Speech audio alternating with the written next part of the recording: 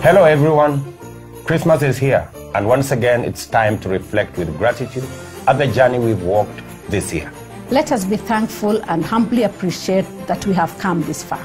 Let us also be proud that we have touched many people's hearts, even as we rejoice that ours have been blessed by many other people.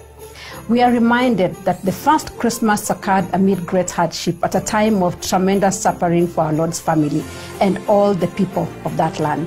Our Almighty God chose such a time to send His angels with good news of great joy to humankind and teach us that no matter how hard things get, we have the assurance of God's promises.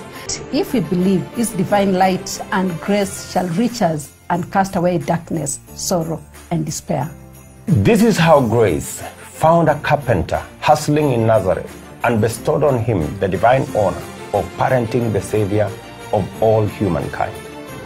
This is how Mary, a young rural woman, was favored with the miraculous commission of birthing God to humanity. In this season of goodwill and hope, let us thankfully rejoice for this opportunity to be there with each other and for each other. Let us show compassion and let the light of God's abiding love and spread to the world around us. Let us thankfully rejoice for this opportunity to be there with each other and share with the less privileged. Together, let us grow the seeds of joy and hope into bountiful fruit trees of blessing.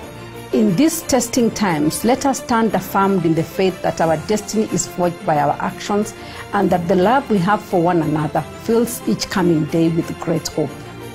On behalf of my family, I wish you Merry Christmas, a peaceful and blessed 2022. Merry Christmas.